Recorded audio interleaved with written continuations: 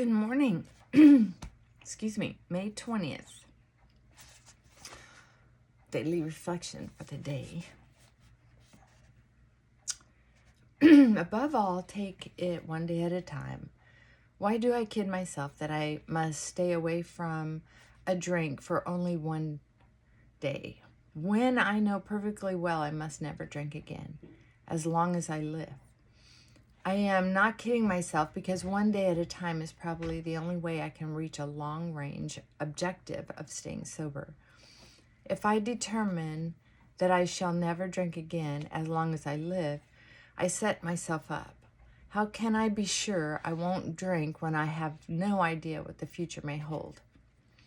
On a day-at-a-time basis, I am confident I can stay away from a drink for one day. So I set out with confidence. At the end of the day, I have the reward of achievement. Achievement feels good, and that makes me want more. Why do I kid myself that I must stay away from a drink for only one day? If I determine that I shall never drink again as long as I live, I set myself up. On a one day at a time basis, I'm confident I can stay away from drink for one day. So I set out with confidence. Achievement feels good, and that makes me want more. Yeah, that's what I got out of that one. You know, it's interesting. I think I shared this not too long ago. Unless I deleted that video, like I do most.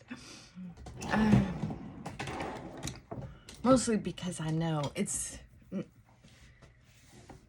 this, I don't know, for like the last year, I've had a hard time talking to myself. I'm not a YouTuber, but I know that I talked about or wanted to share something about the difference in short-term goals and long-term goals, and how perception is highly important. We get our perceptions sometimes instinctively, but we also get them from nurture, how we were set up, programmed as a child to think about certain things. And short-term goals, short-term gratification, long-term goals, long-term gratification.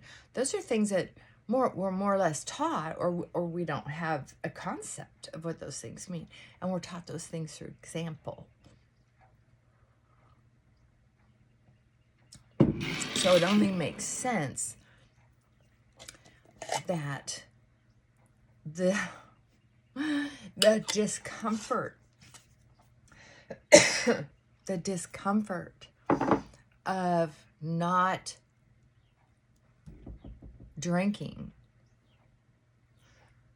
when we want to instantly, or looking forward to it till the end of the day after work, if we have that kind of self-discipline anymore.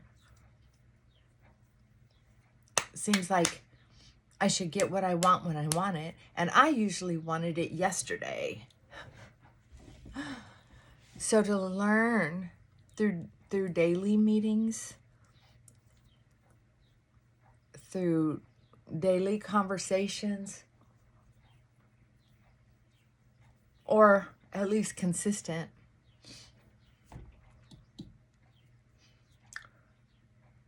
how to hold on, even if it's white knuckling for a while. Meaning, it doesn't have to make sense in our minds why we're not drinking. We just have to be stronger in our will, commitment, determination to not pick up a beverage that destroys our life. It doesn't make sense, right? And the brain has to be overridden sometimes in life.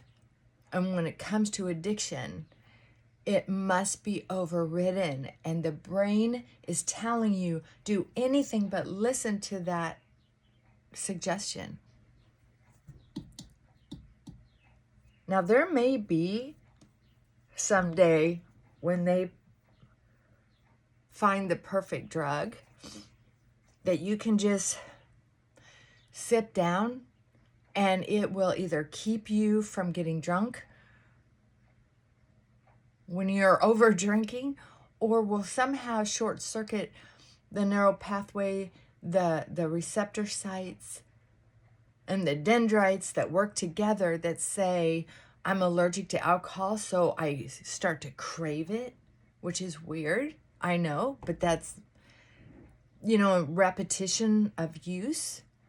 The neural pathways say I must have it because it's missing.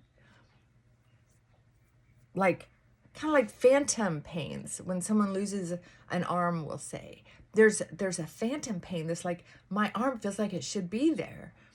And that's how your brain works around cravings at some point. It says, I should be holding a drink right now. I should be swallowing a drink right now. And it is pretty fantastical. So when we say one day at a time instead of forever, it's a little brain trick, right? So you don't even have to say a whole day at a time. You can say a moment at a time. Just a moment at a time. Now, here's why this particular recovery program is so important to me. It's so valuable. Is because if you take the literature and replace the word drinking with whatever character defect I have at the time, if it's important to me, I can use this program to help navigate extinguishment of that particular behavior.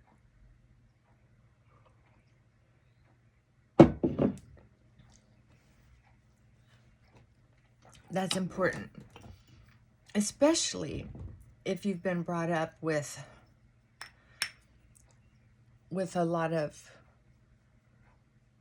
trauma, especially if you've had years of addiction, different addictions, and weren't taught certain things at all.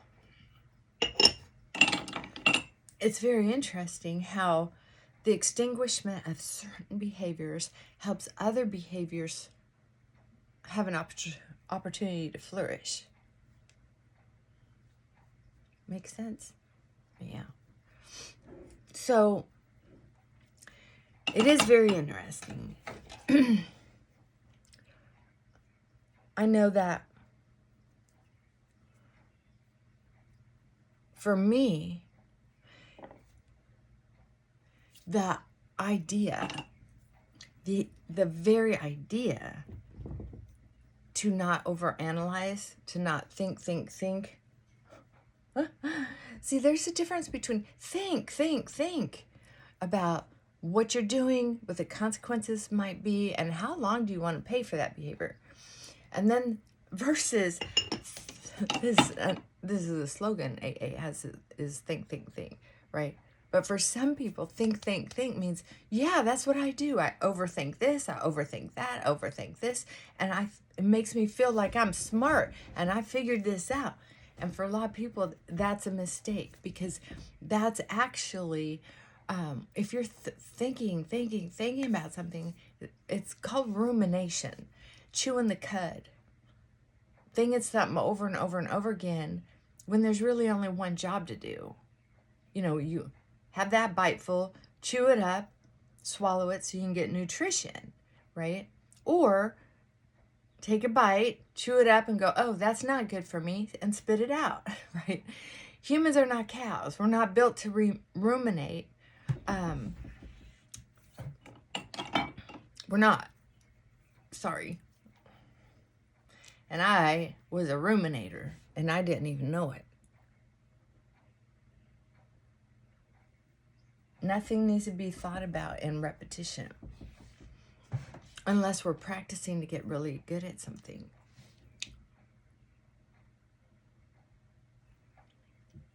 You know, like practicing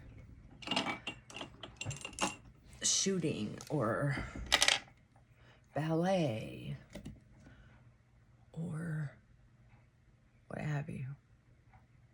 So for me, it's not just not drinking one day at a time. It's not overthinking one day at a time. It's not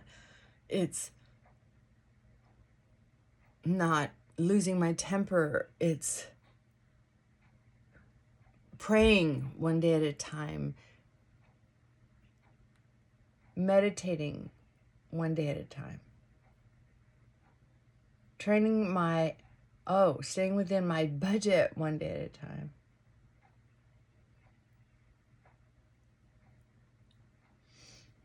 It's very important to recognize that there are some people who can recognize they have a problem with drinking and then stop with some encouragement, with some support, with some education, maybe less, and be able to stop or start monitoring their drinking, and they don't seem to have a problem anymore.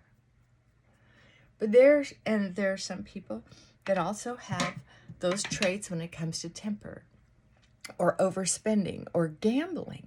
It may look like they have a problem for a little while, but then they don't. Now, there are those of us who might be able to be trained to recognize those things, but it's a lot more difficult to maintain sobriety from those behaviors. Now that we know that it makes sense not to use those behaviors, it's still difficult to not use them. And it can consume a lot of brain power, craving, obsession, secrets. Yeah. So anyway, there are some people that it's tough. It's tough. It's hard. It's hard to learn new behaviors. So one day at a time, one little issue at a time, is how it's got to be done.